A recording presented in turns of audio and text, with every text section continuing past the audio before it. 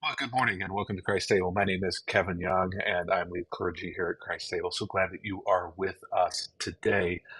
We are out of our normal studio location and actually are in Gulf Shores, Alabama. So we're down on the Gulf Coast, and actually you can't see it, but right out in front of me is the waves and the surf, and it is always beautiful. And I'm not sure if you've ever had the opportunity to just be on a coast and hear the gentle waves come crashing across the sand. But it's one of the most peaceful things ever.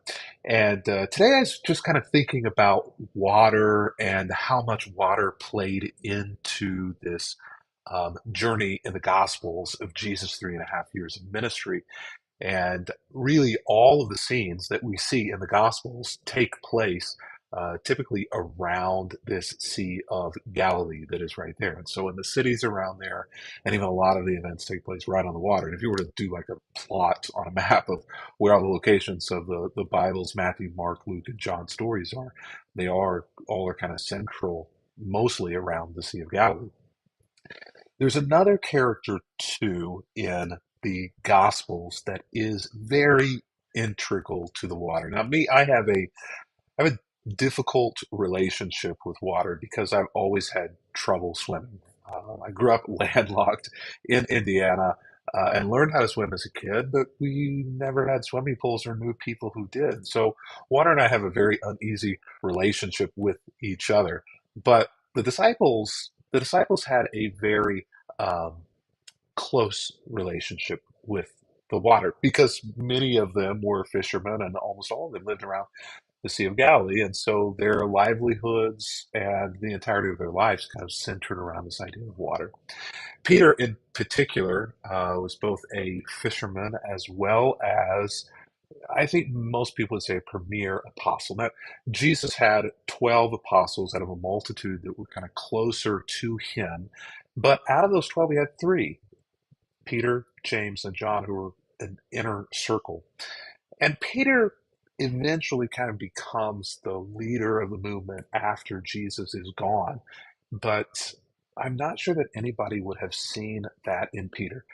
They might have seen leadership skills in Peter, but Peter had a difficult time controlling his mouth. And Peter, oftentimes, I'll say this, just simply spent time taking one foot out of his mouth in order to put the other foot into his mouth. He was always sticking his foot in his mouth. And whenever we look at Jesus' relationship with the apostles, and this week we're speaking about Peter on the 12 apostles, Peter's relationship with Jesus is complex at best. Peter is difficult at times, and Jesus seems to be tougher on Peter than he is on many of the other disciples. For any of you who have ever been an oldest child or who have ever been maybe in a school situation where teachers were giving you higher expectations than they were other students, or maybe it was a situation in a relationship or a friend group where where it seemed as though you were kind of held to expectations that were different than other people. And when you didn't meet expectations, the discipline or the negative feedback for you was stronger than it would have been for anybody else. And it didn't seem fair, right? It's not fair, right? So why is this? I think Jesus probably understood that Peter was going to be a leader in the long run for this movement and wanted him to be able to rise to that occasion. One of the key moments, and I kind of, looking out here at the surf and the sand, one of the key moments in Peter happens when in Matthew chapter 14, Peter and the disciples are in a boat. And you probably heard this story about Peter walking on water. And I've taught this story for many years, and I've heard this story for many years. And I kind of over the last few days have run across some things that have made me kind of pause about this story and step back from it and kind of reframe it and think of it in a different way. And I just thought that maybe on this Sunday where we're talking about Peter and talking about the water, or I'm looking at the water, why don't we just combine those two things together and take a look at this story in Matthew chapter 14. So Jesus has just come off of this kind of season of ministry time, and he sends the disciples to the opposite side of the Sea of Galilee, um, essentially overnight, to make the trek across. So Jesus insists that his disciples get back into the boat and cross to the other side of the lake while he sends the people home. So after sending the people home, Jesus goes up into the hills by himself to pray, and night fell while he was there alone. Meanwhile, the disciples are in trouble far away from land, for a strong wind has risen, and they were fighting heavy waves. And about 3 o'clock in the morning, Jesus came towards them walking on the water. Now, the Sea of Galilee, storms come up on the Sea of Galilee quite quickly and quite unexpectedly at times. And so here we have this situation where the disciples are trying to cross from one side to the other without Jesus because Jesus has stayed behind to pray. They're out here now in the middle of this, and Jesus comes toward them walking on water. And there's some other moments where this happens with Jesus, and Jesus kind of is just intending to pass them by. And this may well be one of those moments where Jesus at first was just kind of intending to keep going and not make a deal of it. Now, Leonard Sweet has pointed out, and this was fascinating to me because I had never realized this, but in custom in those days, hell, which is not the word they use for it, but Sheol, which is kind of the place of the dead or the grave of the dead, you can't really imagine hell like we do. That wasn't what was in their minds whenever they thought of this place that they would go to after death. It was more like a dark, dingy basement where many of them believed you wouldn't, you just, your mind would cease to exist there in this place. But in this idea of Sheol, the idea as well was that there were cracks or fissures in Sheol underground where spirits could rise up through. And one of those cracks or fissures was under the Sea of Galilee and their thoughts. And so whenever Jesus is out here walking on water, there is not probably a perception in their minds that, hey, that's Jesus. He's out there just walking on water across the lake because people don't normally do that, right? So there's probably unlikely that there's this idea necessarily that it's Jesus. They assume, I would think, and the story kind of backs us up if you read this, that it is a ghost that is out here traveling across the water in these moments, and that would be a very terrifying experience. So when the disciples see Jesus, whom they are not likely yet understanding is out here in water, they're absolutely terrified. It was, if they had really thought that it was Jesus, even if he's walking on water, like this dude is always doing crazy stuff, right? They're not going to be terrified. So in their fear, they cry out, and here it is.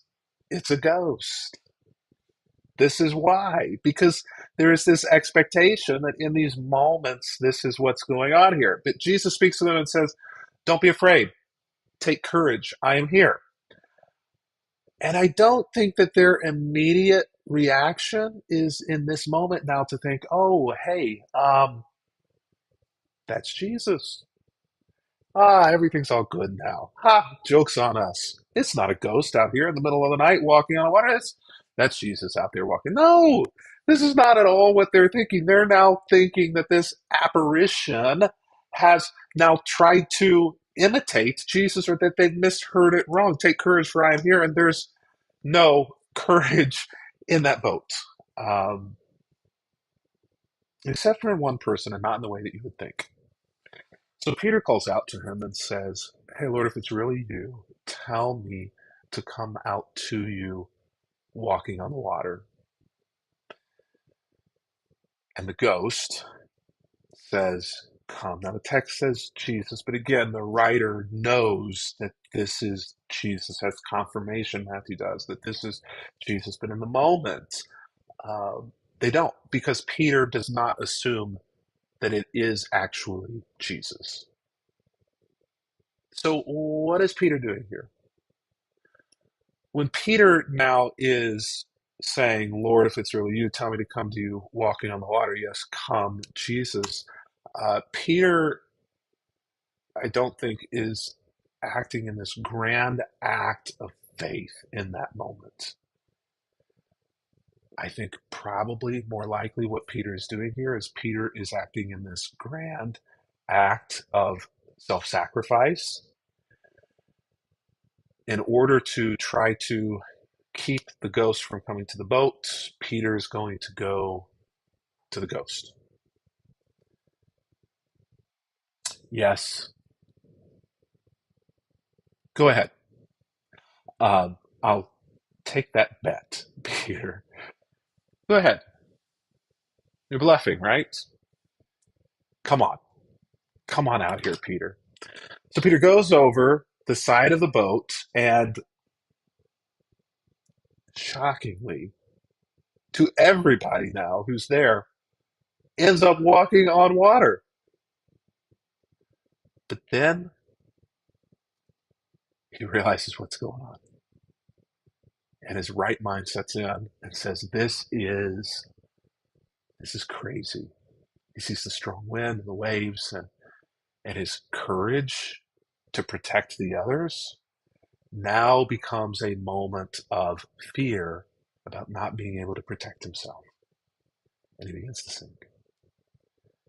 And in that moment, there is this recognition of Jesus in the midst of his fear and failure. Save me, Lord, he says. And Jesus immediately reaches down and grabs Peter and says, and I don't know that this is fair. You have so little faith, Jesus said. Why did you doubt? And Peter's given a hard time for this. This is, I think, one of those moments where Jesus isn't necessarily trying to teach Peter something deep about how his faith is too weak. I think this is a moment where Jesus is trying to help Peter to see that he did a lot of things right in this, but yet still those doubts ended up destroying his fear, or his doubts ended up destroying his faith, right? Now, I think doubt in and of itself is not necessarily catastrophic to faith. But if we live long enough in it and lose sight of Jesus in the midst of the doubts, it starts to drown. And this is exactly what happens to Peter here. So when they climb back into the boat, the wind stops, and then the disciples end up worshiping him and say, you really are the Son of God, they exclaim. The fascinating thing about this is that there is this relationship between Jesus and Peter that seems to have this tension between failure and love. Peter is failing over and over and over again in scriptures. It seems, like we said, as though all of the failures or most of the failures in the disciples and the apostles actually are come at Peter's feet. So if you feel like a failure, if you feel like nothing ever works out for you, especially in your faith, that every time that you try to take one step forward, it's not just 2 steps back, it's like 10 steps back, then you probably are beginning to understand what it's like to feel like Peter. Now, many of you are in the place where you end up feeling a lot of love rather than failure in your relationship with Jesus and with faith. But you should also feel like Peter there as well, because remember that moment after the resurrection, Peter has denied Jesus 3 times, and Jesus comes back after the resurrection, meets Peter on the seashore, cooks him food, fish, breakfast over a charcoal fire, and Jesus, do you love me? Feed my sheep. Do you love me? I do, Lord. Well, then feed my sheep. Do you love me? I do, Lord. You know I do. Then feed my sheep. It's a moment of catharsis and redemption for Peter. And it's fascinating to me that Jesus doesn't bring up the denials in that moment or any moment afterwards. You have to think that Peter is feeling like a failure. You have to think that Peter is always feeling like a failure because of all the things that he's faced, like right here. But we never see, in those moments after the resurrection, we never see Jesus, we never see Peter's failures being a focus from Jesus, from Christ. What we do see, though, is an unending love from Jesus to Peter. And so if you are feeling more like a failure, perhaps you've taken your eyes off Jesus, and that sinking is because you're looking at other things other than his hand outstretched back to you, saying, you and I, we got this. There are going to be those moments in your journey whenever you feel like a failure. There are going to be those moments whenever you do fail, and it's not just something you feel, but it is something that you have done. And if failure is a part of where you are or a part of your past, then these, I think, are the words of Jesus, the words of the Gospels to you. Remember Peter. There is nobody who failed so much or so catastrophically over and over and over again as Peter. And there is no one who received as much love from Jesus, I think, as Peter. Love that was shown in forgiveness and forgetfulness. And in this moment, in your failure, perhaps the mantra for you needs to be, remember Peter and remember Jesus. Forgiveness and forgetfulness. Maybe it's time to walk on water again. Thanks, Kevin. This week, as I followed along in the book study on the book of Job, it was a really interesting week for me because, like some of you, maybe I grew up in a conservative evangelical tradition that always taught that Job was this very real person with a very real story about a deal with the devil made for his life. And it always left me just kind of concerned about the kind of God that we have, or the character of God. And so this week, for me, this study about what grief looks like, loss in the context of community and family, was really kind of illuminating, and it left me, I think Kevin said it really well, maybe not with perfect answers, but better questions. And more faith. And so this morning, thinking about that and about suffering and grief and looking at it through the lens of Jesus as the embodiment of God, I wanted to start with a song that responds to that. to what it is to really live in a world with loss and grief and pain. And then we'll respond with a song of praise to express back to him our hearts of adoration for his presence with us. So I'll sing and then you join in when you can.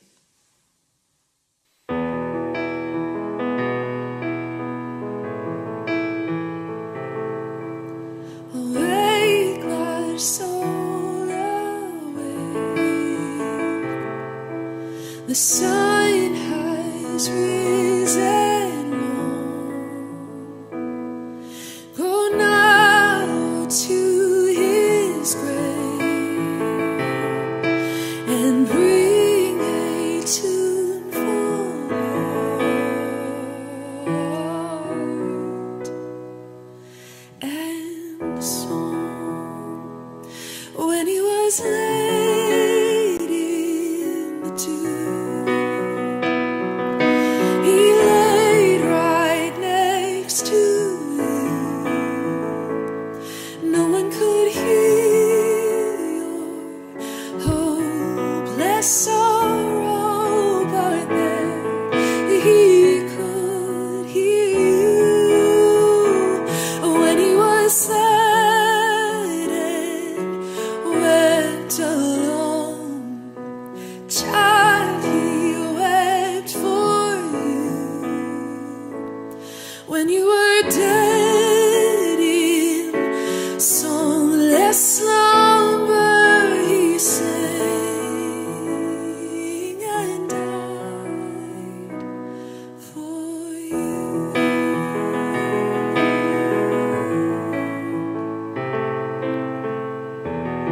For you. Awake, our soul, awake. The Lord has risen long. He comes now to your grave, and he brings a tuneful heart and song.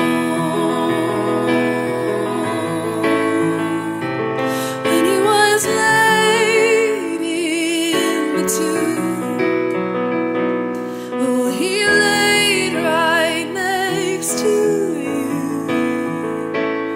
No one could hear your hopeless sorrow, but there he could hear you.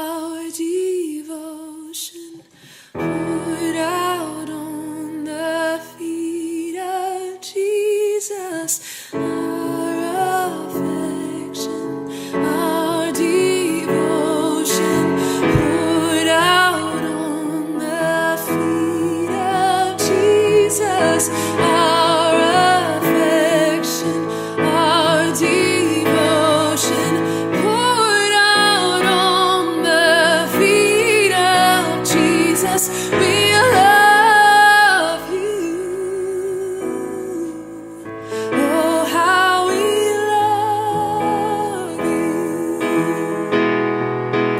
You are the one our hearts adore. Jesus, we love you. Oh, how we love you. You are the one our hearts adore.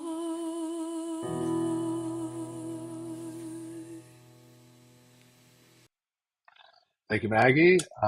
Welcome to Christ Table. Kevin Young again, lead clergy here. And this is a special edition of Christ Table from the Gulf Coast because that's where our family is this weekend because it is fall break where we are. And wherever you are, whatever you're experiencing, I'm grateful that you're here with Christ Table. My sidekick, Sally, my better half, is not here with us this morning because she is out with kids having fun.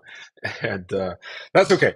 So here we are this morning. And before we go, I want to just have a moment of prayer as well as a moment for communion with you. And so if you have prayer requests, things that you would like to be prayed for, things that you're struggling with, or even things that have been good, some praises or blessings in your journey, some things to celebrate. I want to know those things. Put those in the chat or in the comments wherever you're watching on YouTube, Facebook, Twitter, Twitch, or on the website. Whether or not you're live or on the way, we still see those. We still pray for those. We're still thankful for those things. And if it's too long or too personal, then feel free to send it to us privately through direct message and would encourage you to just keep sending those. But let's spend just a moment in prayer. Lord, I know that, for many of us, the conversation about Peter opened up some wounds within us, some feelings of failure, and maybe how we've dealt with them and where we are in faith with doubt and with recognizing and accepting Jesus' forgetfulness. And for some of us, Lord, the music that Maggie just had for us or the Bible studies this week have caused us to pause and reflect and maybe some good things have come out of that, but maybe perhaps some of those things were more difficult. And Lord, I pray that whatever the message is that we've been receiving from you this week, no matter where it has come from, Lord, that we will allow it to sit and that we will sit with it, not rush, but like Job, that we would just sit and pause. And Lord, I know for many of us as we move into this idea of the holidays and what comes with those, we may not feel merry. We may not feel financially ready. We may not be in a place in our journey, whether that be spiritually or relationally or mentally or physically, where this is a happy season. It may be that we're seeing other people celebrate and we're just barely surviving the holidays. I pray, God, that there would be the courage to reach out to somebody and tell where we are and what we're carrying.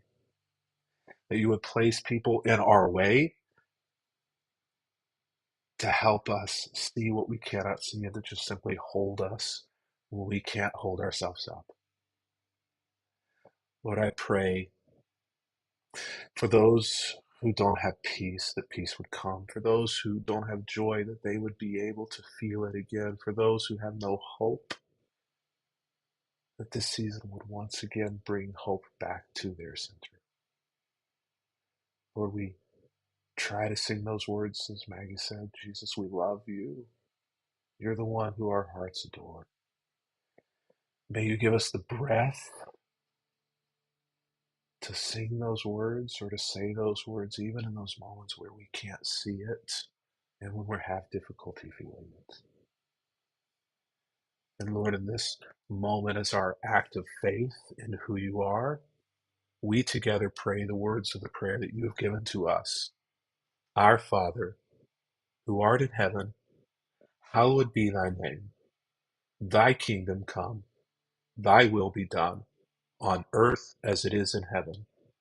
Give us this day our daily bread, and forgive us our trespasses, as we forgive those who trespass against us. And lead us not into temptation, but deliver us from evil. For thine is the kingdom, the power, and the glory forever. Amen. Now, before we go, I want to celebrate communion with you. Communion is simply an opportunity for us to recenter ourselves in our remembrance of Jesus, an opportunity for us to put our focus, our minds, our hearts, our body, our strength, our soul back in his direction. And sometimes communion, we realize that we're not alone, that we are sitting shoulder to shoulder with other people among a family of fellow sojourners who have their eyes fixed on Jesus. And so our comfort comes as we see them and we begin to say, I'm not alone. And I may not be able to fully recenter or put my focus and my faith back in Jesus, but I can sit alongside of you, and that brings me peace and hope that someday I will. So if you've not already done so, what we do each week is we encourage you to grab something to eat and to drink with us. If you have bread to eat, traditional communion right there, feel free to go ahead and grab that and have it ready. If you have wine or grape juice, then that's great as well. Traditional communion fare. Grab that so that you can participate in communion with us. But it doesn't matter what you have or what you take. The point is that you are pausing and participating. In fact, here I have, and for some of you, this is going to be too soon, but for communion, I have, this is like gold in my house. My kids would probably rather one of these than win the lottery. And because it is a Christmas tree cake, I felt like the mug probably for communion needed to be representative of it as well. So I know what week it is. I know for some of you, this is sin. And for others of you, you have been enjoying Christmas for as long as you possibly can because you want to milk every moment out of it, and you'll hang on to it till the end. And wherever you are, that's okay. So I've been stalling, and hopefully I've given you enough time. I'm going to go ahead and open this, and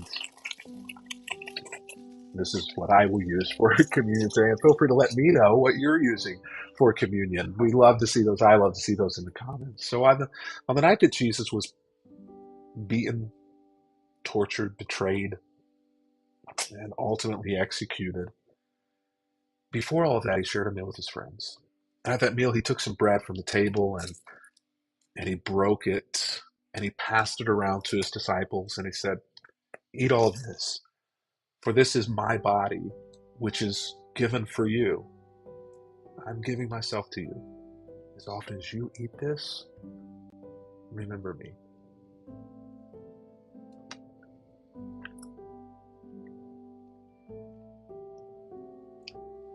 And then the text tells us that at the end of the meal, he took the cup that was on the table, and there were several cups. It was a very orchestrated meal of metaphors and symbols.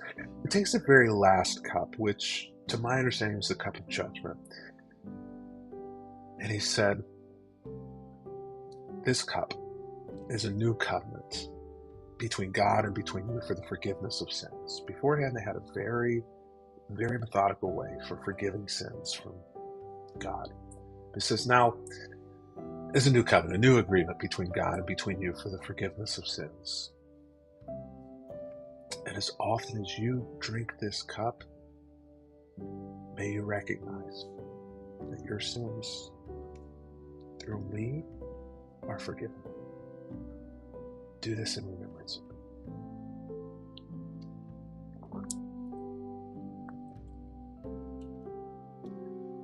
May the Lord bless you and keep you. May the Lord make his face to shine upon you and be gracious to you. May God's face radiate with joy because of you and bring you peace. And may the peace of the Lord Jesus Christ go with you wherever he may send you. May it guide you through the wilderness. May it protect you through the storms. May it bring you home rejoicing at all the wonders that he has shown you. May he bring you home rejoicing once again soon into our doors. Well, it's been good to be with you this morning. Thank you so much for joining me here on the Gulf Coast. Tomorrow we will continue our Bible study, same time, 9 a.m. Eastern time, and we'll see you there. Looking forward to it. God bless. Have a great week.